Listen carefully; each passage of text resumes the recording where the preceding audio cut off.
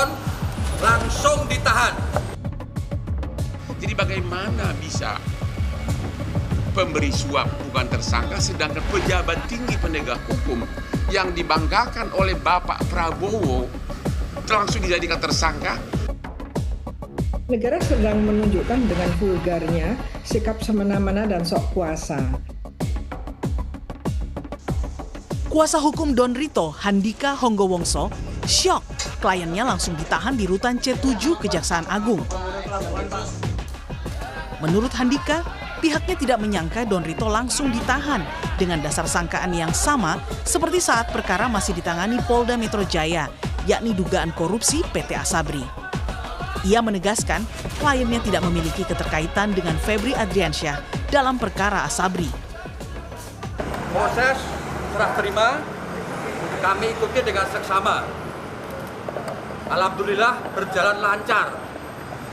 Namun yang membuat kami shock, klien kami, Pak Idon, langsung ditahan di rutan C7 Kejaksaan Agung RI atas dasar sangkaan yang sama dengan apa yang disangkakan oleh pihak Polda Metro Jaya, yaitu terkait perkara penanganan masalah Asabri, klaster Samintan.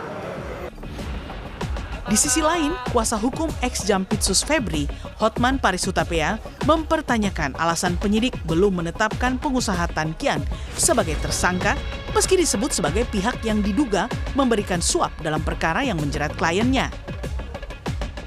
Menurut Hotman, apabila penyidik meyakini Tan Kian merupakan pemberi suap, semestinya status hukumnya juga ditingkatkan menjadi tersangka.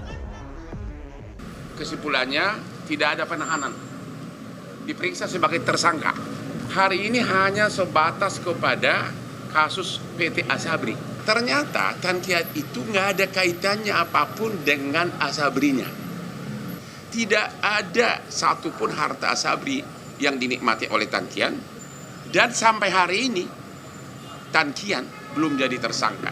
Jadi bagaimana bisa pemberi suap bukan tersangka sedangkan pejabat tinggi penegak hukum yang dibanggakan oleh Bapak Prabowo, ya nanti saya ceritakan kenapa saya mau ikutan di sini, langsung dijadikan tersangka. Lemari besinya aja sebelum dibuka sudah diviralkan. Ya.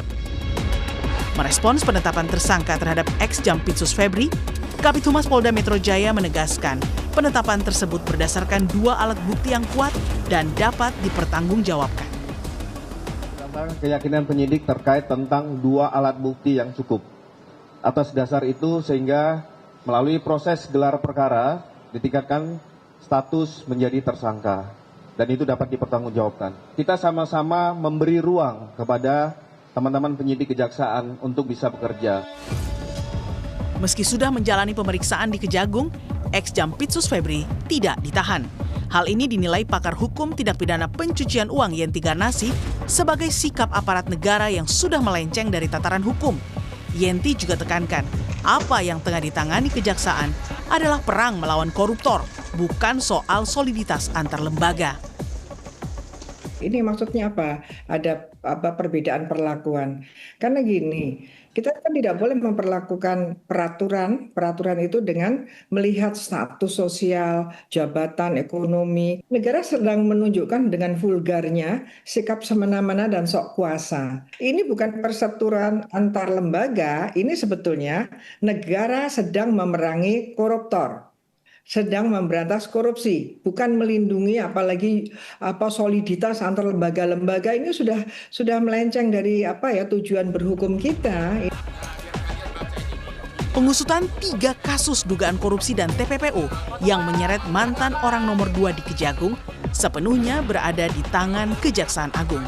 Publik menanti janji lembaga adiaksa itu menuntaskan perkara secara profesional dan akuntabel. Tim Liputan Kompas TV. Perkembangan terbaru dari pemeriksaan terhadap Febri Adriansyah akan dilaporkan jurnalis Kompas TV Eril Wiranata bersama juru kamera Julian Fernando langsung dari Kompleks kawasan Kejaksaan Agung Jakarta Selatan.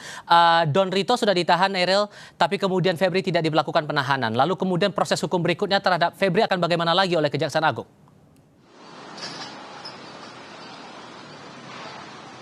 Ya, Tifal dan saudara, yang dimana memang jika kita melihat sebelumnya dari Kejaksaan Agung mengatakan bahwa nantinya ini akan memperdalam terlebih dahulu terkait dari pelimpahan berkas yang sebelumnya diserahkan oleh Kortas Tipikor Polri, yang dimana juga dari mulai administrasi, kemudian juga dari tersangka, salah satunya adalah DR, yakni adalah Don Rito, yang telah diserahkan ke Kejagung. Tentunya nantinya dari Kejagung akan mendalami dari penyidik, yang dimana ini juga akan menjadi pertanyaan, apakah nanti salah satu tersangka berinisial FA yang merupakan dari mantan dari Jampitsus ini akan dilakukan penahanan oleh penyidik atau seperti apa? Karena memang jika kita melihat sebelumnya dari salah satu tersangka berinisial DR ini sudah ditahan pada kemarin, yang dimana sebelumnya menggunakan rompi oranye lalu keluar menggunakan rompi dari Kejaksaan Agung, yang dimana sebelumnya juga dari kuasa hukum dari Don Rito ini mengatakan bahwa menyangkal terkait keterlibatannya antara DR dengan ex Jampitsus yakni adalah Febri. Selain itu juga bahwa dari kuasa hukum dari mantan Jampitsus yakni adalah Febri, yakni adalah Hotman Paris, mengatakan bahwa mereka sudah diberikan pertanyaan oleh penyidik sebelumnya sebanyak 18 pertanyaan dari mulai jam 9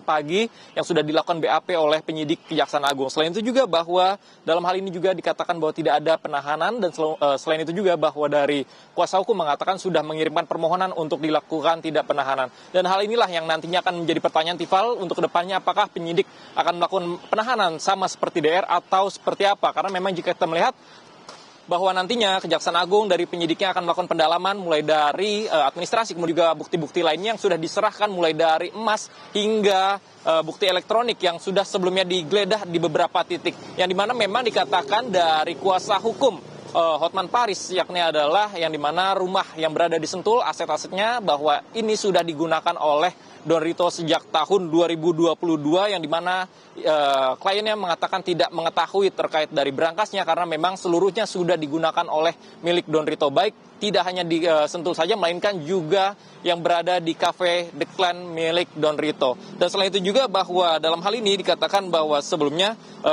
dari Kejaksaan Agung pun ini sudah melakukan pemanggilan terhadap FA, dan juga dikatakan dari kuasa hukumnya sudah dilakukan pertanyaan sebanyak 18 pertanyaan. Tentunya yang nantinya kita akan tunggu, Tifal, ini langkah yang akan dilakukan oleh Kejaksaan Agung karena memang pelimpahan berkas sudah dilakukan oleh Kortas Tipikor pada kemarin, dan nantinya kewenangan ini akan dilakukan sepenuhnya oleh Kejaksaan Agung. Tifal.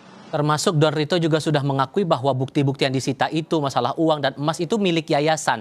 Apakah ada kemungkinan dari Kejaksaan Agung memanggil pihak yayasan dan dimaksud itu untuk digali keterangannya, Eril?